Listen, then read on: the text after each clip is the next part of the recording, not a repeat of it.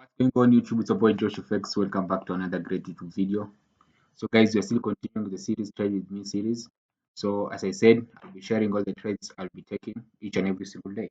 So there's this particular trade I've just taken during that session on gold. So I'm going to share my thoughts on you. And most of you guys, if you have been watching my series, you'll be able to notice the pattern on this particular trade. So without wasting time, let's hop into the charts. Time frame. So again, we're going to use market structure. So up to now, this makes the third video on market structure. So we shall be going through it now. So as you can see right now, guys, we had our first higher high at around this place, at around here, it's supposed to be here. So we had our first higher high at here, then we had our first higher low. I told you guys, you have to know if the market structure is on an uptrend or downtrend. So if the market structure is on an uptrend, then what do you expect? You expect this. You're expecting the market to be creating. You expect the market to be creating higher highs and higher lows, higher highs and higher lows. That's what our trending market on an upward market is. So this is what we'll be expecting. A higher high and a higher low, higher high and a higher low.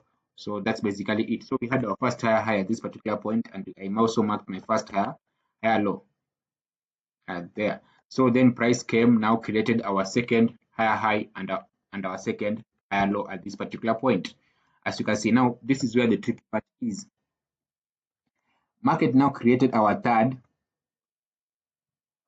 higher high at this particular point. I don't know if you are seeing here, right there. That's where our market created our third higher high. You see, so when price broke our second higher low at exactly 11:39, it broke our second higher high. It went ahead and created our third higher high. And how was I able to notice that this is our third higher high? As you can see, I usually pay attention to the next candlestick. That is 11:42. The next candlestick should close below our second higher high. So immediately it closed bearish right here. I knew that this one was supposed to be our third high because this second candlestick did not close below. So right there. So I told you guys where shall we be able to identify our liquidity point? Our liquidity point should be able to identify in between our third higher high and second higher low, or in between our fourth higher high and our third higher low. In this case, in between our third higher high and second higher low, there was no liquidity point, there was no first touch right there. So I already knew that there is no liquidity point that is found in between a third higher high and second higher low. So now I had to wait now for the formation of a fourth higher high. Now fourth higher high, so I can be able to look now for the liquidity point that is found in between our fourth higher high and third higher low. As I explained guys last time, if you watch my previous video, I said like this. So when market creates our fourth, let's say this is our fourth higher high, and so this one is our, let it be, this is our third higher low. Then let's say this one is our third. No, sorry about that guys. So let's start afresh.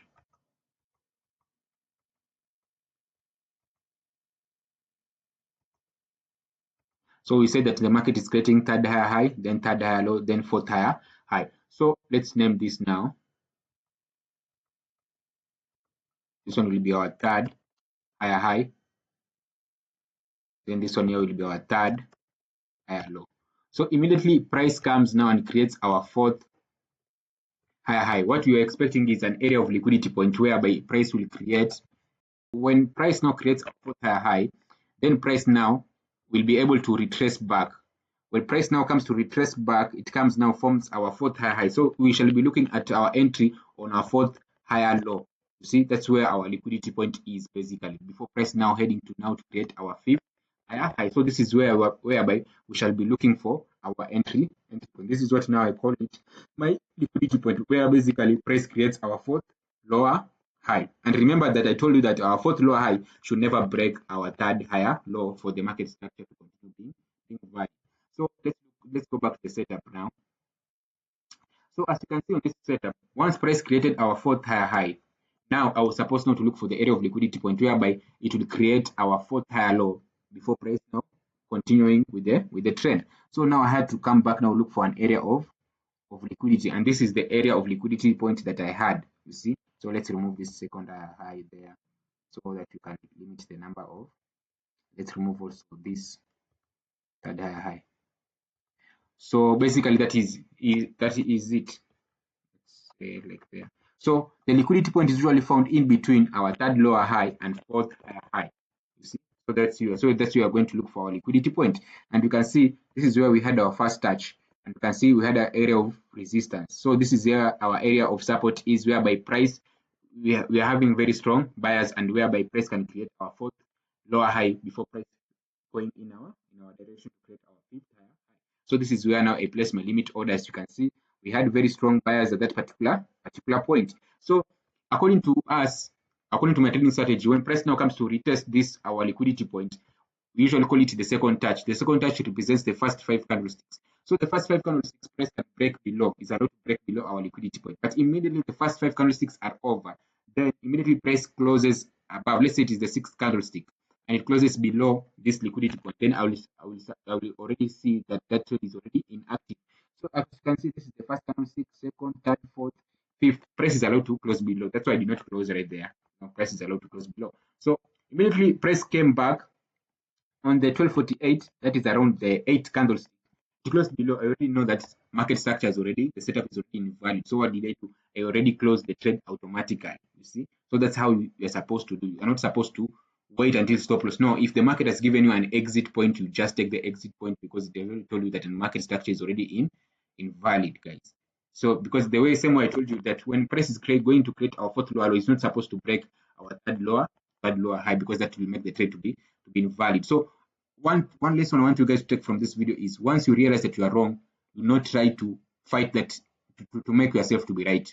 Just cancel the trade. You see, just eliminate the trade. That's how cut your losses to be short and let your winners run. So for me, I've reached the level whereby I don't usually contradict myself. If I'm already wrong, I already cut off the loss. If I'm right, letting it run. I don't usually have that contradiction, because I was once there where the trader has already told you that you are wrong, but you're going to look for evidences that are going to make you right, because you just don't want to exit the particular trade. But once you are already, the market structure has already told you that it's already wrong, cut the loss short or get out from that particular trade. You see, so that's how it is. So that's how I was able to take that loss. And once I realized that this 7 candlestick has closed below, I was able to cut the loss short. So you see, guys, so that's how I was able to not lose the whole of this trade, by simply obeying my rules and following whatever I'm supposed to do and executing effortlessly. So guys, see you in the next video. So this is my first trade I've had this week. So let's see how the week is going to end, because the week is not yet over. See you in the next video, guys. Kindly subscribe and comment.